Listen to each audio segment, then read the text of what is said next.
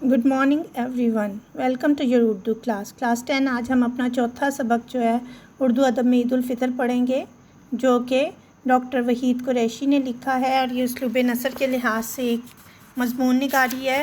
उन्होंने ऐसे लिखा है और इसमें जो है वो उन्होंने बताया कि उर्दू अदब में ईद उल फ़ितर की क्या है अहमियत है। आपको पता है कि ईद उल फ़ितर जो है वो छोटी ईद को कहते हैं, जो रोज़े रखने के बाद जो है वो यकम शवाल को मनाई जाती है।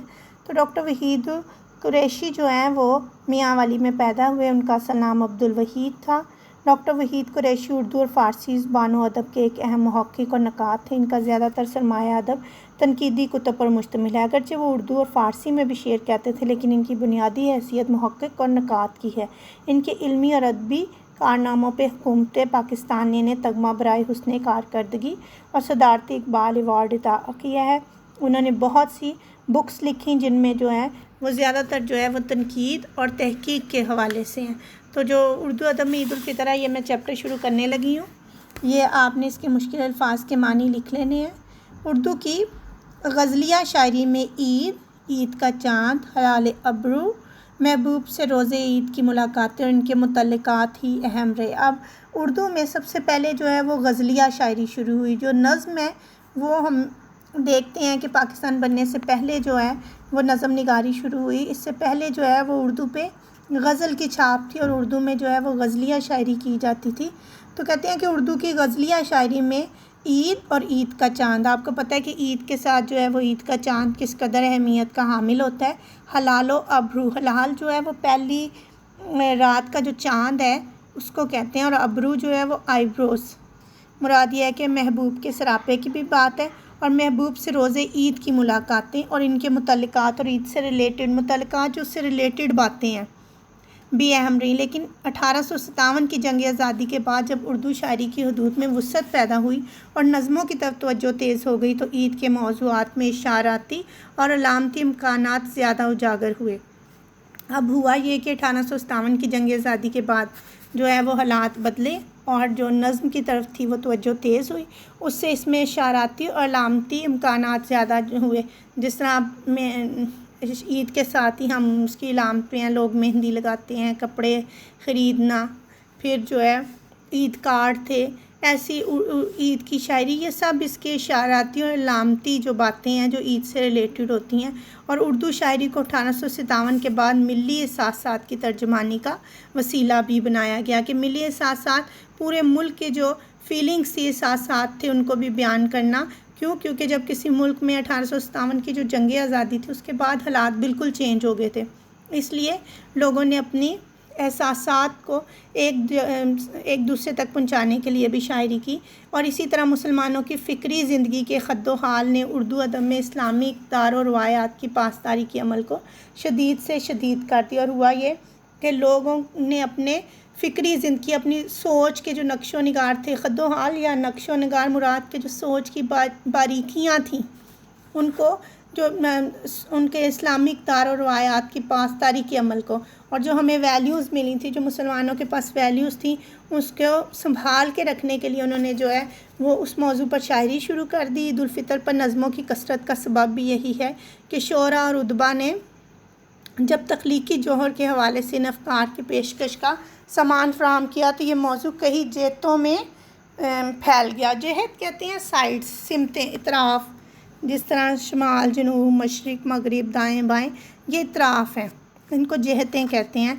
ईद को महज खुशी या ईद के चाँद को महज साल में एक बार झलक दिखाकर गायब होने के हवाले से देखने की बजाय इसे मुसलमानों की तहज़ीबी और फ़िक्री ज़िंदगी के वसी तर जोग्राफ़िया से मिला दिया गया। और उनको ईद जो है वो ईद का ताल्लुक़ जो है वो उसमें किस तरह उन्होंने वुसअत पैदा की कि उसमें नई नई बारीकियाँ पैदा करके इसमें अदबी खुशी के मिले जुले जज्बात को पैदा कर दिया।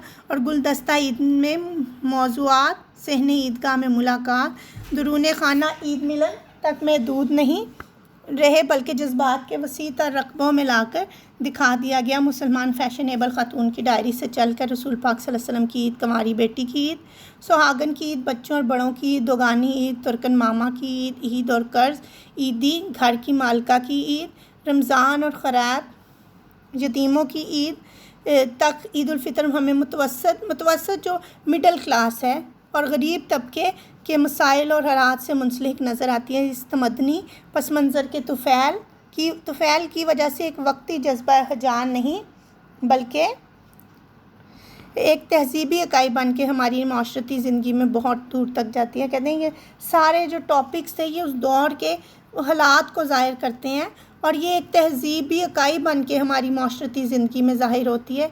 इस वसअत पज़ीरी से मौजू की जड़ें हमारी अदबी रवायात में फैल गई। ख्वाजा हसन निज़ामी ने दिल्ली की बर्बादी के जो नोहे लिखे, इसमें दौलत और इज़्ज़त से महरूम होने वाले शहज़ादों और शहज़ादियों की कसम पुरसी में ईद बसर करने का जिक्र था। अब जब किसी मुल्क के हालात बुरे होते हैं उस वक्त जो है वो मुगलिया दौर ख़त्म हो गया। बादशाहों को, शहज़ादियों को बुरे तरीके से जो है वो उस जगह से जो है वो लाल किले से निकाला। उनके पास दौलत ख़त्म हो गई, इज़्ज़त ख़त्म हो गई, शोहरत ख़त्म हो गई। तो उनके बाद जो उनके हालात हैं वो बहुत बुरे हो गए और उन सारे हालात को भी ख्वाजा हसन निज़ामी ने जो है वो दिल्ली की बर्बादी के उन्होंने नोहे लिखी हैं कि किस तरह से दिल्ली बर्बाद हुआ। बहादुर शाह ज़फ़र का जब निकाल के लेके गए हैं लाल किले से तो उस वक्त क्या हालात हुए, पीछे शहज़ादा और शहज़ादियों ने किस तरह उसके बाद ईद बसर की, ये सब चीज़ें हमें नज़र आती हैं।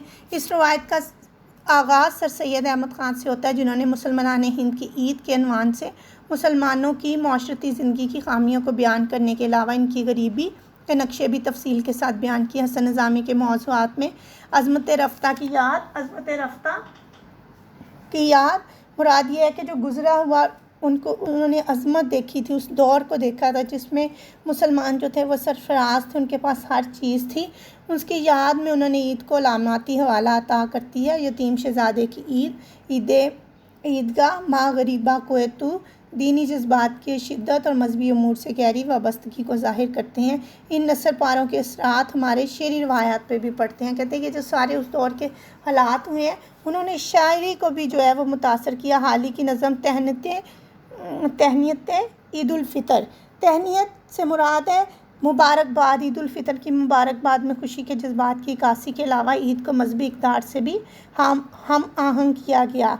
अब मैं इस शेर को पढ़ूँगी और इसकी तशरीह आपको बता दूँगी। माह सयाम गया और रोज़े ईद आया। माह सयाम रोज़ों का महीना, रमज़ान का महीना गया और रोज़े ईद आया, ईद का दिन आ गया। खुशी की ईद का हर हक हर कोई बचा लाया। और कहते हैं जो ईद दरअसल कहते ही खुशी को है कि ईद का जो है वो सब ने हक पूरा किया, हर एक खुश था। किया है शुक्र खुदावंद रोज़ादारों ने कि अपने सब्र का इनाम हमने भर पाया। और कहते हैं कि रोज़ेदारों ने शुक्र किया कि रोज़े ख़त्म हुए और हमें ईद की सूरत में इसका इनाम मिला है। Thank you.